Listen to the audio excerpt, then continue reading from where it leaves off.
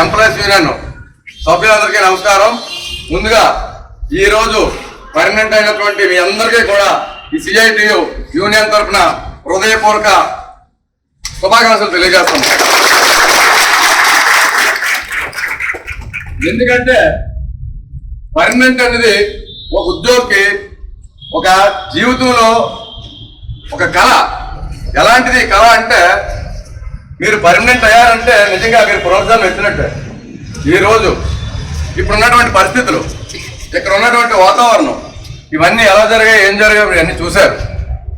ఈరోజు ఈ వేదిక మీద ఉన్నటువంటి ప్రెసిడెంట్ మూర్తి గారు కానీ, సెక్రటరీ సతీష్ కానీ, నారాయణ కానీ, నారాయణరావు కానీ, మరియు ఇక్కడ ఉన్నటువంటి సబ్ కమిటీ సభ్యులు మన అప్పారావు కానీ, సబ్ కమిటీ సభ్యులు రామ్ కానీ, రామరాజు కానీ, వీరందరినీ ఇలాంటి స్ట్రక్చరల్ ఆర్గనైజేషన్ నడిపించిన వాళ్ళు ఇలాంటి పెద్దలు.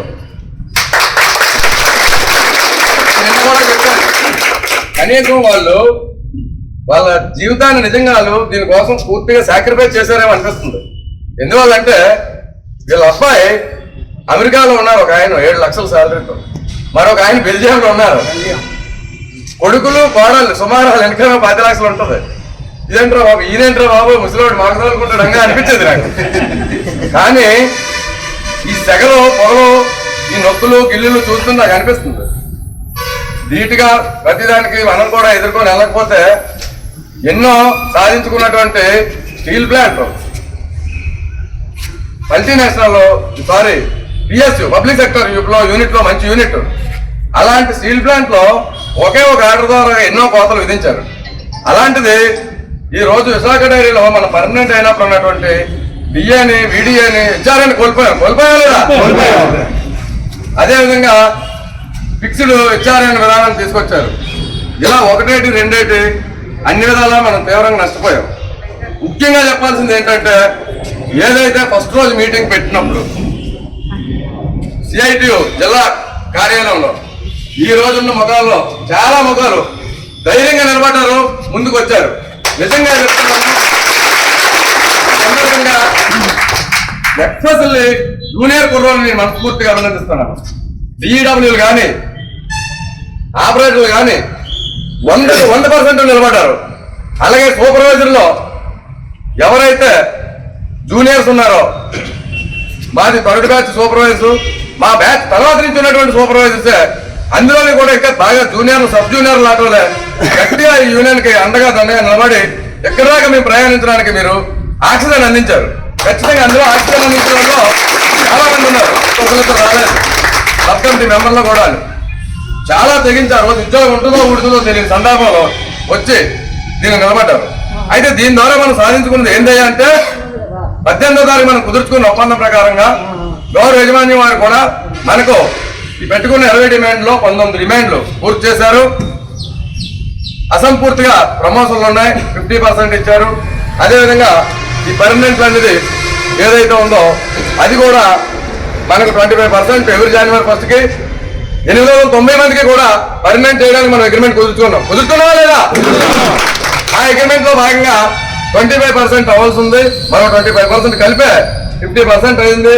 దానికి గౌరవ చైర్మన్ గారికి, మేనేజింగ్ డైరెక్టర్ గారికి, సీనియర్ జనరల్ మేనేజర్ పిఎండే వారికి, పాలకవర్గ సభ్యులకు, డైరీ జిఎంలకు, ఇతర సెక్షన్ అధికారులందరికీ సహకరించిన ప్రతి ఒక్కరికి మన యూనియన్ కమిటీ తరఫున హృదయపూర్వక కృతజ్ఞతలు తెలియజేస్తున్నాం. మనం సాధించుకున్న ఏంటంటే అంటే ధైర్యంగా సిఐటిగా మేము నిలబడ్డాం కాబట్టి, సిఐటి ద్వారా ఇది మేము చేసాం కాబట్టి యావత్తు విశాఖ డైరీ ఉద్యోగులందరూ కూడా మన వెనకాల నడిచారు. కులాలకు అతీతంగా, ప్రాంతాలకు అతీతంగా, అదేవిధంగా బ్యాచ్లకు అతీతంగా ఈ రోజు అందరూ ఒకటయ్యారు. ఏంటో కులం అంటే అందరిదే. ఏం కులం? కార్మిక కులం. మనందరూ ఎవరు? ఈ రోజు వర్కర్ అంటే గ్రౌండ్ లెవెల్లో ఉన్నటువంటి కాంట్రాక్ట్ లేబర్, పీస్ రేట్ దగ్గర నుంచి అటు జిఎం వరకు కూడా what is the definition of వర్కరే.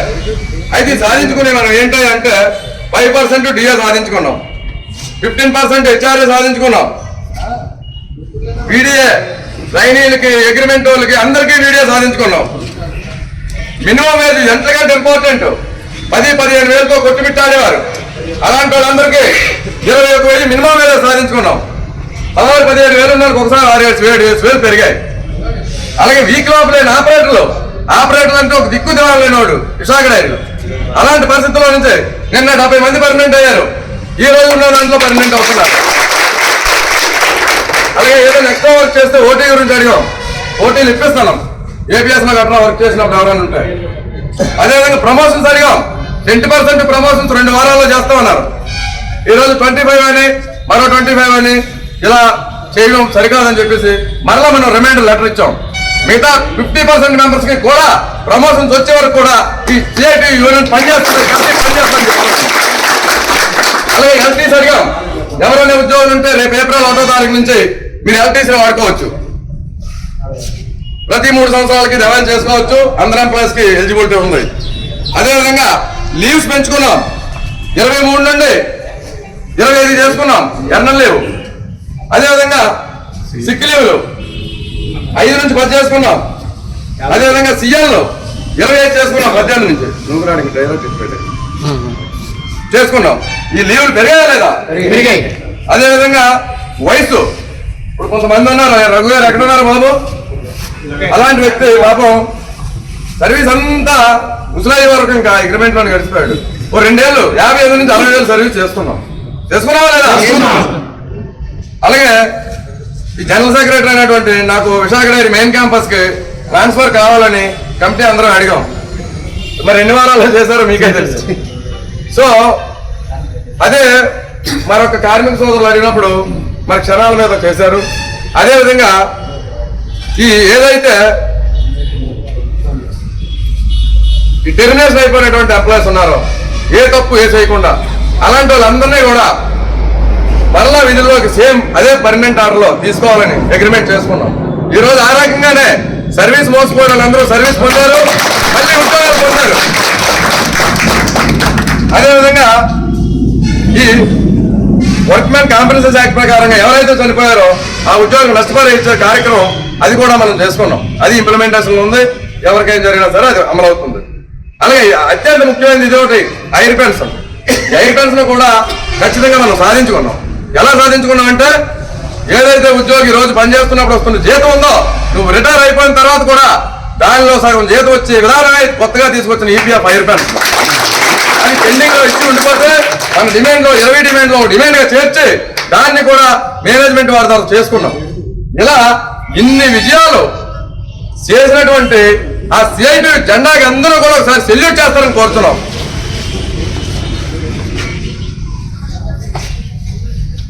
ఏ జెండా అయితే centre for Indian trade union దీన్ని 1970లో స్థాపించిన దగ్గర నుంచి ఆ సిద్ధాంతాలకి ఆ విలువలకి కట్టుబడి ఈరోజు 46 సంవత్సరాల క్రితం పెట్టిన యూనియన్ ఇది. ఈ రోజుకి కూడా మళ్ళీ ఇది జీవం పోసుకుని పునరుజ్జీవంతో కలకాలాడుతుందంటే కారణం ఆ పెట్టినటువంటి వ్యక్తుల తాలూకా అంకిత భావం, వాళ్ళ తాలూకా శ్రమ, ఈ ఉద్యోగులకు ఈ జెండా ద్వారా వాళ్ళు అందించిన సేవలు ఇవన్నీ మళ్ళీ ఆ తల్లిని ఎగరేయాలని ఈరోజు పురమాయించి వచ్చారు. గతంలో నా ముందు జనరల్ సెక్రటరీగా పనిచేసినటువంటి శ్రీమతి శారదా గారు, కామ్రేడ్ శారదా గారు ఇక్కడ ఉద్యోగుల పట్ల చాలా అంకితభావంతో పనిచేసి విశేషంగా కమిటీ అందరినీ నడిపించి ఎన్నో హక్కులు సాధించారు. అలాగే తదుపరి రాజేంద్ర ప్రసాద్ గారు కూడా ఆయంలో ఈ యూనియన్ ప్రెసిడెంట్ గా పనిచేశారు. సో ఇలా మోదినాయుడు గారు, ఇలా ఎంతో మంది మహానుభావులు, బియ్యప్పల గారు, ఇలా ఎంతో మంది దాన్ని అప్పటి వరకు నడిపించి తర్వాత కూడా సజీవంగా దాన్ని నిలబెట్టి ఈ రోజు మనకి రెడీగా ట్రైన్ అలా ఉంది, రెడీగా వచ్చి అందులో ఎక్కాం, పాలకవర్గాలు వేసుకున్నాం, మనం అనుకున్న హక్కులన్నీ సాధించుకున్నాం. ఈ సందర్భంలో మరో యూనియన్ కాదు 10 యూనియన్లు రాని ఖచ్చితంగా ఉద్యోగులందరూ కూడా పనిచేసి యూనియన్ వెనకే ఉంటారు ఎక్కడైనా, అంతే తప్ప ఏదో మేనేజ్మెంట్ పెట్టి యూనియన్ అంతా వెళ్ళి పోవాలని చెప్పేసి నమ్మకం మాకు ఉంది. కానీ ఈ రోజు మనకు అమలవలసినటువంటి ఏ అయితే ఈ 260 మంది ప్రమోషన్స్ ఉన్నాయి, 2 వారాల్లో అమలవలసిన ప్రమోషన్ ఉన్నాయి. 25 595 మందికి ప్రమోషన్లు ఇవ్వాల్సి ఉంది. 25 అని చెప్పి 260 మందికి ఇచ్చారు. అయినా ఊరుకున్నాం. ఎందుకు? మాకు ప్రధాన agenda art of the union demand agreement ఉద్యోగులందరినీ కూడా పర్మనెంట్ చేయాలన్నదే మా కళ అని చెప్పేసి కూడా దీనికోసం ఎన్ని ఇబ్బందులు ఎదురైనా ఎన్ని ఒత్తుళ్లు పెట్టినా 1/1/2025 నుండి అమలు కావాల్సినటువంటి ఈ పర్మనెంట్ ఆర్డర్లు రకరకాలుగా ఫేజ్ వైజ్ కానీ ఆర్డర్స్ అయిపోయాయని జనాల్సిన తీసుకొని ఇలా చేసినా సరే మేము కామ్గా ఊరుకున్నాం. యూనియన్ కూడా కాపీ ఇవ్వకుండా ఊరుకున్నాం. అయితే మొన్న ఈ మధ్య 3 రోజుల క్రితం మీరు అందరూ చూశారు, ఎవరైతే పర్మనెంట్ అవుతున్నారో మీ అందరినీ కూడా మాలాగే మనకి థ్రిఫ్ట్ సొసైటీ అని ఎంప్లాయీస్ అందరికీ ఒక బ్యాంక్ ఉంది. దానిలో మీకు మెంబర్షిప్ కావాలని ఈ సిఐటి యూనియన్ తరఫున నేను బ్యాంక్ కూడా ఇవ్వడం జరిగింది. దాంట్లో సభ్యులైతే మీకు కూడా మాలాగే ఏ అవసరాలున్నా 5 లక్షల వరకు రుణ సదుపాయం ఉంటుంది. మీరు కూడా థ్రిఫ్ట్ సొసైటీలో మెంబర్ అయితే ఆ థ్రిఫ్ట్ సొసైటీలో పాలకవర్గంలో కూడా రేపు ఖచ్చితంగా థ్రిఫ్ట్ సొసైటీలో కూడా పాలకవర్గ సభ్యులుగా కూడా మన వాళ్ళు కొంతమంది గెలవాల్సిన అవసరం ఉంది. ఈ విషయంతో పాటు మరొకటి ఏంటంటే పర్మనెంట్లు చూస్తే 213 మంది నేను అనుకున్న వాళ్ళు, ఈరోజు 213 మంది మీరు, 426 మంది ఉద్యోగులు ఈ రోజు పర్మనెంట్ అయ్యారంటే ఖచ్చితంగా ఆ రోజు మనం కుదుర్చుకున్న ఒప్పందం 3 సంవత్సరాల్లో ప్రతి ఉద్యోగిని పర్మనెంట్ చేయాలి, కాంట్రాక్ట్ కార్మికులైనటువంటి ఉండకూడదు అని సిఐటియు గట్టిగా డిమాండ్ చేసింది. అదే ప్రధానమైన డిమాండ్. దానిలో బాగా మన సెక్రటరీ అయినటువంటి సతీష్ కూడా పాపం చాలా ఒత్తిళ్లు గురై 3-4 రోజుల నుంచి విపరీతమైన ప్రజలు ఉండి చాలా ఇబ్బంది పడ్డాడు. నాకు కూడా ఫోన్ చేసిన సిరాకు పడేవాడు. కానీ ఇలాంటి ఎన్ని వచ్చినా అటు మూర్తి కానీ నేను కానీ మన మిగతా కమిటీ సభ్యులు అందరం కూడా చాలా ఓపికగా సమాధానం చెప్పాం. మేనేజ్మెంట్ కూడా కొంత ఆలస్యమైనా సరే పద్ధతులు గౌరవించింది. మీరేం చేసినా యూనియన్కు కాపీ ఇమ్మన్నాం, యూనియన్ కాపీ ఇచ్చారు. ఇదే విధంగా ఎంప్లాయీ సంబంధించి ఏ మేటర్ జరిగినా సరే యూనియన్కు కాపీ ఇమ్మన్నాం. మిగతా 50% ప్రమోషన్ చేయమన్నాం. అదేవిధంగా ట్రాన్స్ఫర్ చేయాలని చిన్న భయాందోళన కొంతమందిని గురి చేస్తున్నారు. దానికి కూడా ఒక నిర్దిష్టమైన విధానాన్ని పెట్టి దాన్ని అమలు చేయాలని కూడా అది కూడా చెప్పాం. ఇక ఉద్యోగులకు సంబంధించి మొన్న 6 పాయింట్లు మీరు చూసే ఉంటారు. సర్వీస్ రూల్స్ బుక్ అవుట్ అడిగాం, సీనియారిటీ లిస్ట్ అవుట్ అడిగాం. ఖచ్చితంగా ట్రేడ్ యూనియన్ రూల్ ప్రకారంగా మెజారిటీ యూనియన్ గా విశాఖ డైరీలో సిఐటియును గుర్తించాల్సిందే. ఇది డిమాండ్ కాదు, సాధారణంగా మా విజ్ఞప్తి. ఎందుకు అంటే ఈ రోజు మా సిఐటి యూనియన్ లో రిజిస్టర్డ్ గా 1000 మంది సభ్యులు ఉన్నాం. అదేవిధంగా ఈ యూనియన్ లో president, general secretary and joint secretary ఇతర కమిటీ మెంబర్స్ అందరూ కూడా జనరల్ బాడీ ద్వారాగా మీ అందరి సంస్థలు మీ అందరి ద్వారా ఎన్నుకోబడ్డాం. అలాగే ఇదే విశాఖ డైరీలో సిఐటి యూనియన్ మరొకటి ఉంది, కాంట్రాక్ట్ లేబర్ యూనియన్. దానిలో 1000 మంది సభ్యులు ఉన్నారు. 1000 మంది ఉన్న ఎంప్లాయీస్ ఎవరైతే ఉన్నారో అందరూ సిఐటి మెంబర్సే. దానిలో కూడా నేను వర్కింగ్ ప్రెసిడెంట్ గా పనిచేస్తున్నాను. నారాయణ గారు వర్కింగ్ వైస్ ప్రెసిడెంట్ గా ఉన్నారు. ఆ యూనియన్ కూడా చాలా బాధ్యతగా తీసుకొని ఈ ఎంప్లాయీస్ యూనియన్ మేము అందరం కూడా ఎప్పటికప్పుడు దాన్ని మానిటరింగ్ చేసి వాళ్ళకి రావాల్సిన బెనిఫిట్స్ కూడా ఏ రకంగా వచ్చాయో మీకు తెలుసు. 10,000 శాలరీ ఉన్న వాళ్ళకి 16,000 అయింది 10 సంవత్సరాల లోపలికి. 10 సంవత్సరాలు దాటిన వాళ్ళకి 19,000 అయింది 10,000 నుంచి. ఈ రోజు 25,908 రూపాయలు 10 సంవత్సరాలు దాటి కాంట్రాక్ట్ కార్మికుడికి. అదేవిధంగా జనరల్ లీవ్ పేమెంట్ ఈ రోజు 10-12,000 ప్రతి ఒక్కరికి డైరెక్ట్ గా అకౌంట్ కి ఇచ్చి ఏర్పాటు చేసింది సిఐటియు. అదేవిధంగా 1 ఏప్రిల్ కి బోనస్ ఇంచుమించు 1 నెల జీతాన్ని బోనస్ గా ఇలా చూసుకుంటే ఇప్పుడు 76 లక్షలు 76 లక్షలు 1,50,00,000 రూపాయలు ఇప్పటి వరకు 27 సంవత్సరాల నుంచి ఈ కాంట్రాక్ట్ లేబర్ వ్యవస్థ ఏర్పడిన దగ్గర నుంచి కూడా ₹1 వాళ్ళ ముఖాన్ని చూసిన కర్మ పాపం పోలేదు. ఇందులో కూడా చాలా మంది కాంట్రాక్ట్ లేబర్ పనిచేసిన ఉన్నారు. నాయుడు ఏనాడో నేను ఇవాళ డబ్బులు అందుకున్నావా? మరి మీరు ఎవరైనా అందుకున్నారా కాంట్రాక్ట్ లేబర్? మరి ఇవన్నీ ఎలా వచ్చాయి?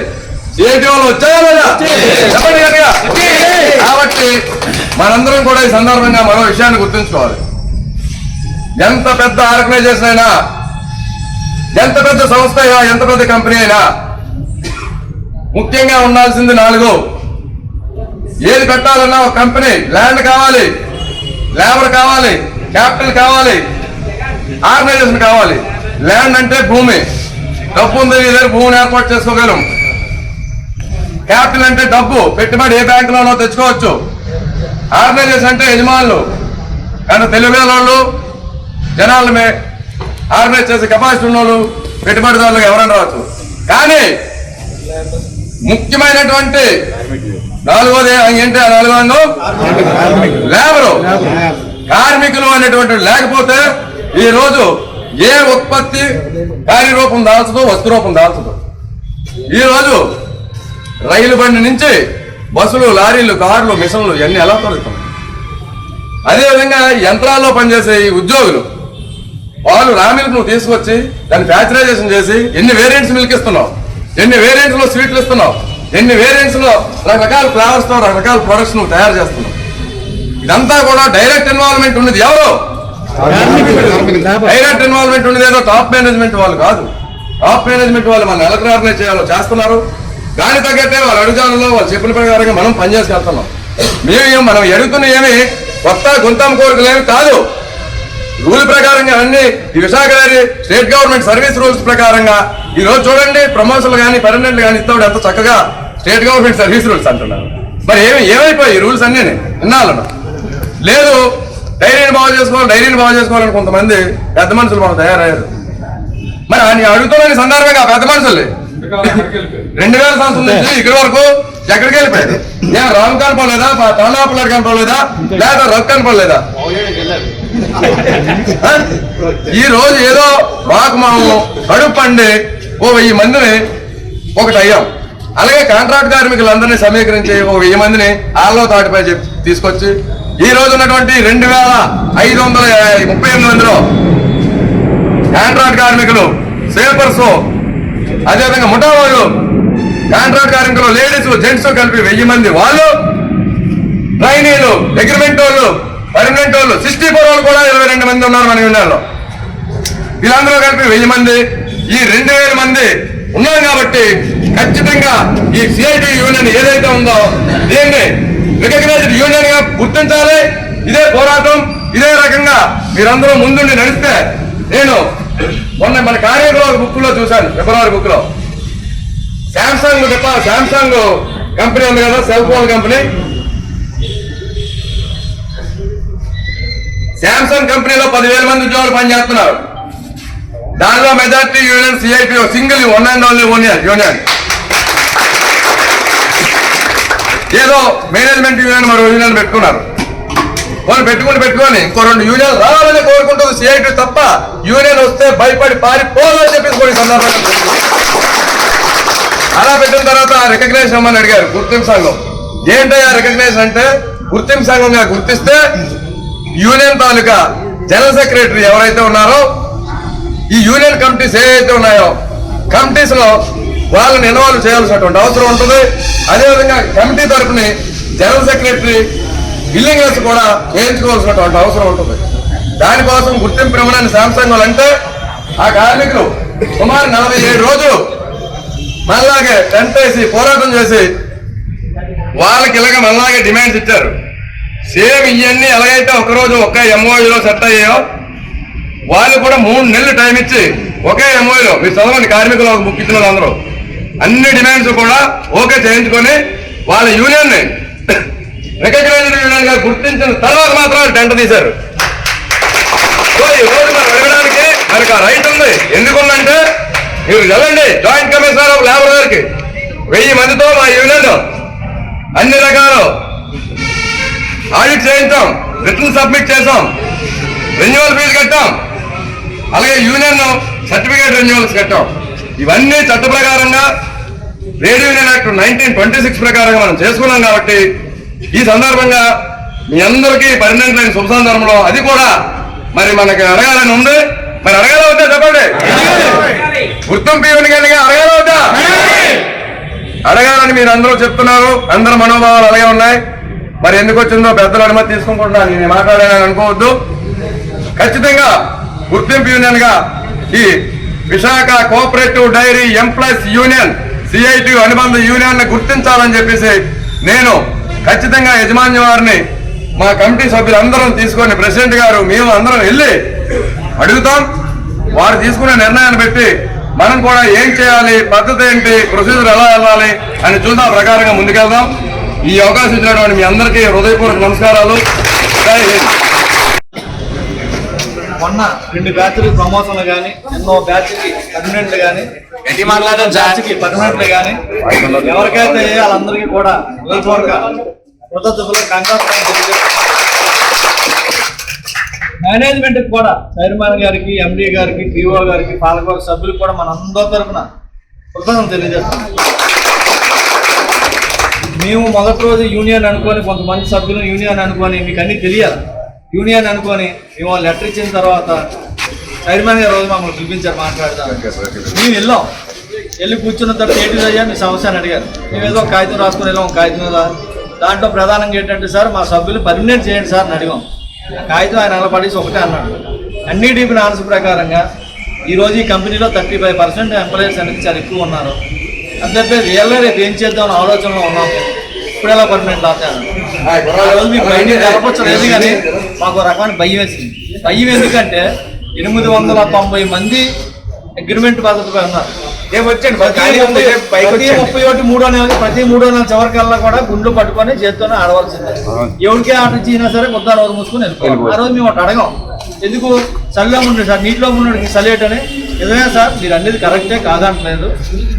ఈ సభ్యుల వాళ్ళు ఇండివిజువల్గా వచ్చి జాయిన్ అయ్యారా, లేదు మేనేజ్మెంట్ మనం నోటిఫికేషన్ ద్వారా లేకపోతే పెద్దలు ఇంటి వచ్చి జాయిన్ అయ్యారంటే జాయిన్ చేసుకున్నాం. కానీ ఆ రోజు పరిస్థితి వేరుగా ఉంది, ఈ రోజు పరిస్థితి కంపెనీ పరిస్థితి వేరుగా ఉంది.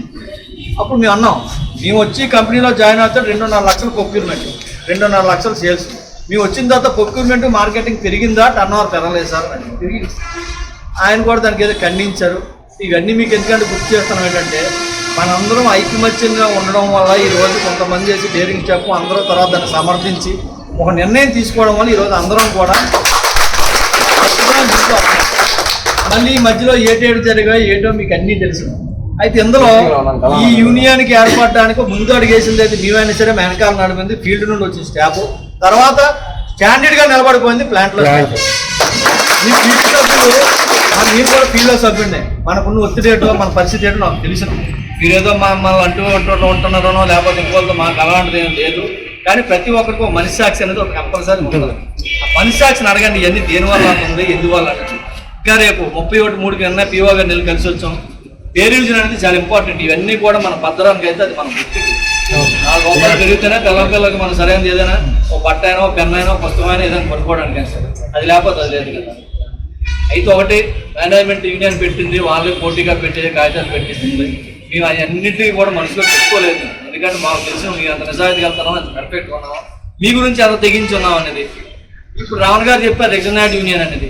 రేపు పొద్దున తదుపరి రేపు దాని గురించి మేము ఏ స్టెప్ అయినా సరే మీ అందరం కూడా ఇప్పుడు కొన్ని ఓట్లు మీరు వెనకబడి ఉన్నా, కొన్ని బంధాలకు మీరు అక్కడ ఉండిపోయినా సరే మనస్సాక్షిగా రేపు మీ అందరూ కూడా మద్దతు ఇవ్వాలి.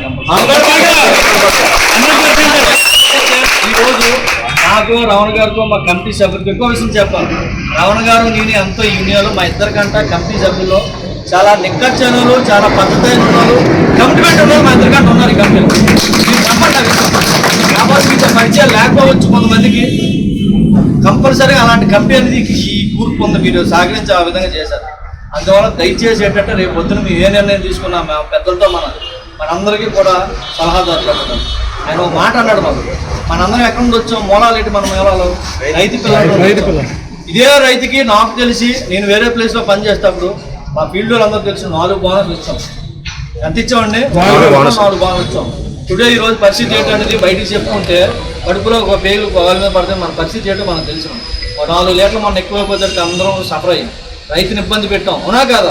కొంతమంది ఫీల్డ్ అంటే మన కంపెనీ పరువు మనం బయటకు తీసుకోవద్దు. అవునా? అది జరిగిందా లేదా? ఒకటే ఆయన నాకు ఒకటే చెప్పాడు, పూర్తి మీరు వచ్చిన మూలాలు ఏంటి, ఈ కంపెనీలో ఇద్దరు బాగుపడాలి. అయితే రైతు బాగుపడాలా, రైతు ఇచ్చిన పాలు రకరకాల పదార్థాలు తయారు చేసి అన్ని రూపాయలు నుంచి ఎంప్లాయ్ బాగుపడాలి తప్ప ఎవడో 3వ వ్యక్తి బాగుపడ్డాను ఫీలేదు. కూడా అదే ఇప్పుడు మనందరం పర్మనెంట్లు అయ్యాం, ఎంతో కొంత ఫైనాన్షియల్ కంపెనీ మీద భారం పడుతుంది. కానీ ప్రజెంట్ ఫైనాన్షియల్ కంపెనీ పరిస్థితి ఏంటనేది అందరికీ తెలుసు. ఇక్కడ మనం బయటకు చెప్పుకోకపోయినా ఎందువల్ల పాడైపోయిందో కూడా మీ అందరూ తెలుసు.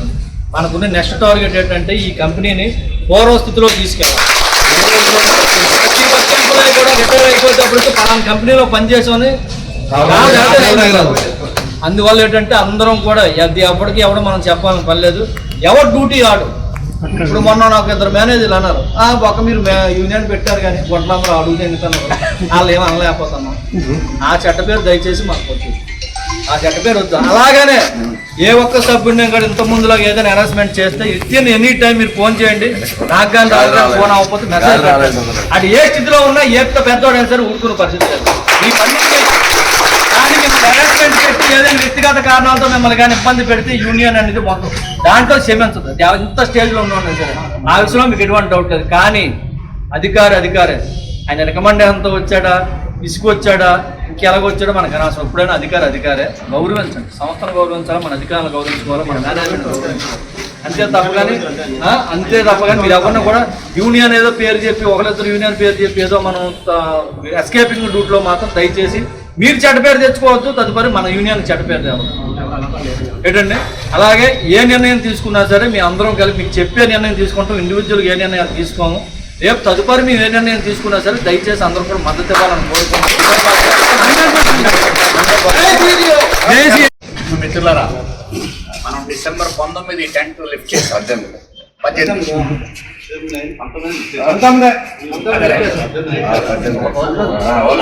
లిఫ్ట్ చేసాం. దీనికి 2-3 రోజులు అంటే మొత్తం అన్నీ ఒకసారి అయిపోతాయి అన్న. 25% ఈరోజు వచ్చింది, నిన్న 25%గా 50% ఒకేసారి వచ్చి కాంట్రాక్ట్ లేబర్ అంతా ఒకేసారి రెగ్యులరైజ్ అయ్యి మొత్తం అన్నీ ఒకే రోజు వచ్చినాయి అనుకోండి, ఎంత హుషారుగా ఉండేది. అందుకని వాళ్ళు కూడా ఏంటంటే మేనేజ్మెంట్ కూడా వీళ్ళందరినీ ఒక్కసారి ఇచ్చేసేస్తే మనం పట్టుకోలేముగా, మన చాప్టర్ క్లోజ్ అని చెప్పేసి దీంతో అగ్రిమెంట్ సరే అగ్రిమెంట్ వాళ్ళ అగ్రిమెంట్ మన వాళ్ళు కూడా అగ్రిమెంట్ లోపలికి వెళ్ళి అగ్రిమెంట్ చేసుకొచ్చిన దాంట్లో సరే కొన్ని పాయింట్లు వారీగా ఇది చేశారు. ఏమైనా గట్టిగా మాట్లాడారు. మేనేజ్మెంట్కి సంబంధించి తులసీరావు గారి దగ్గర నుంచి నాకు పరిచయం మేనేజ్మెంట్ తోటి, డైలీ మేనేజ్మెంట్ తోటి. రైతు బిడ్డలు అని చెప్పేసి రైతుల దగ్గర నుంచి వచ్చినటువంటి కార్మికులు కాబట్టి ఇది పాలు లేకపోతే మనం ఏమీ లేవుగా. పాలు అత్యంత ముఖ్యమైనటువంటి పాలు ఇస్తున్నటువంటి రైతులు ఎలా ఉన్నారు.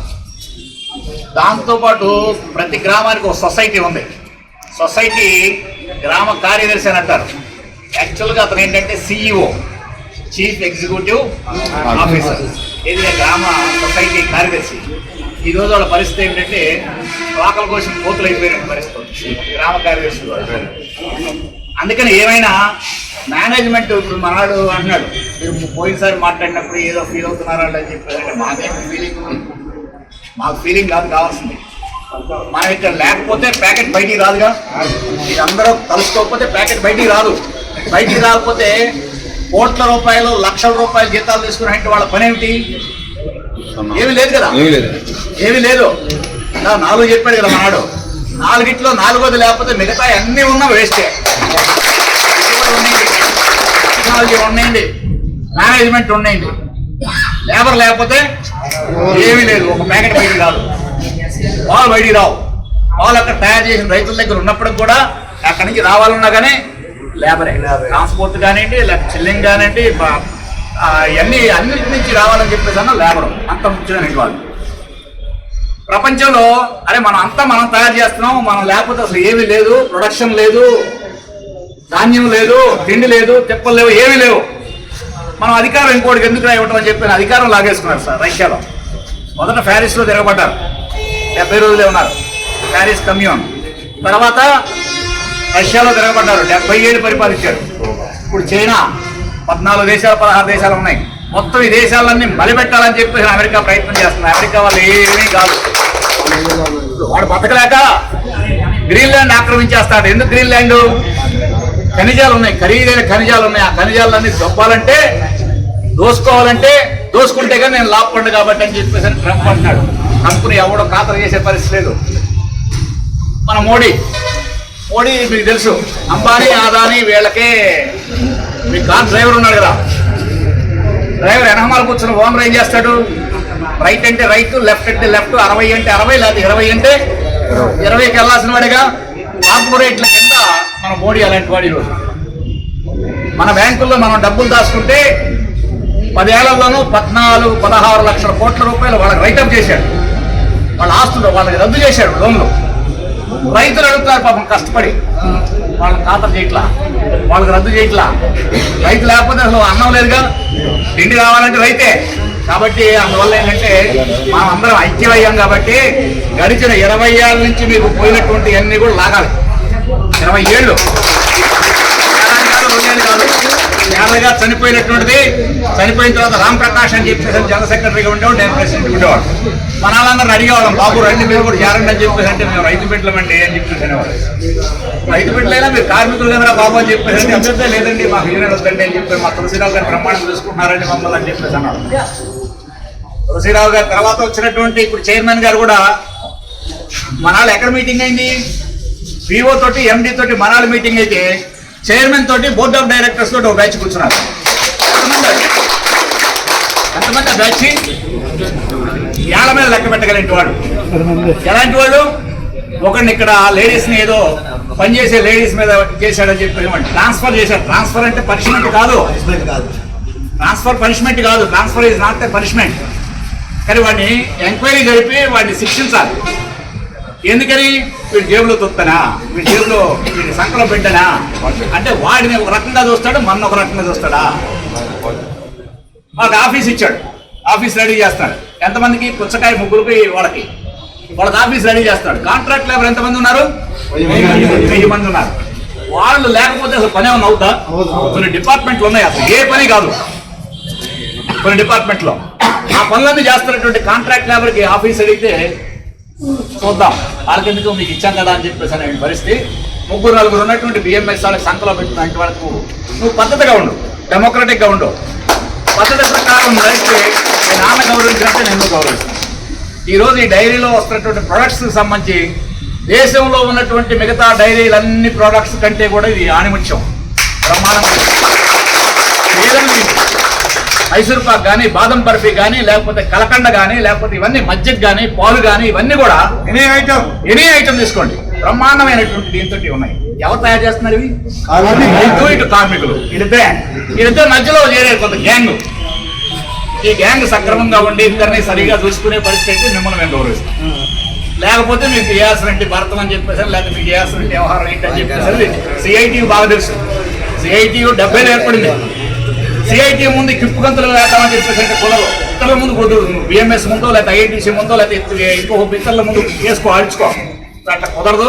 కాబట్టి కార్మికులందరిని ఐక్యం చేసి ఐక్యమైన కార్మికులందరూ కలిసి నిలబడేటప్పుడు వాళ్ళ హక్కులు సక్రమంగా ఇచ్చేసి గౌరవప్రదంగా నువ్వు నా ప్లాంట్ నడుపుకుంటానని చెప్పేసి అంటే నీకు గౌరవిస్తాం, గౌరవిస్తాం. ఈరోజు పేపర్లో స్టేట్మెంట్ వచ్చింది, ఫిక్స్డ్ డిపాజిట్ చాలా ఉండాలి. 300 కోట్లు అని ఒకళ్ళు అంటున్నారు, 500 కోట్లు అంటున్నారు. దాని ఇంట్రెస్ట్ డబ్బులతో మన శాలరీస్ ఇచ్చేవాడు ఒకప్పుడు, నాకు తెలుసు బాగా. ఇప్పుడు ఈరోజు అవి అయిపోయింది. గుండె గుళ్ళో లింగాన్ని అందరినీ మింగేద్దామంటే ఎట్లాగా? అందువల్ల ఏంటంటే గౌరవంగా, పద్ధతిగా, డెమోక్రటిక్గా ప్రజెంట్ ఇప్పుడు భూస్వామ్య పద్ధతి కాదు, పాత పద్ధతి కాదు. రాజులు మా కాలం, మన రాజు ఉన్నాడు. ఇప్పుడు రాజుకి ఏంటి? వాడి తల ఎవరి తలైనా తీసి కోటకుమ్మానికి ఏలాడదీయొచ్చు. అప్పుడు అట్లుండేవాడు రాజుల తరంలో. పోయింది, రాజులు పోయింది, స్వాతంత్ర్యం వచ్చింది. స్వేచ్ఛ, స్వాతంత్ర్యం, సౌభ్రాతృత్వం ఈ 3-4 ఉంటేనే విధంగా ఉంది. గౌరవంగా పద్ధతి మెయింటైన్ చేసి ప్లాంట్ని, డైరీని ఇంకా బ్రహ్మాండంగా అభివృద్ధి చేయాలని చెప్పేసి, రైతులను అభివృద్ధి చేసుకోవాలని చెప్పి, రైతులతో పాటు కార్మికులను వీళ్ళందరినీ సక్రమంగా చూసుకుంటే మీకు ఇవ్వాల్సిన గౌరవం బ్రహ్మాండంగా మేము కూడా గౌరవిస్తాం అని చెప్పేసి నాకు తెలియజేస్తున్నాను.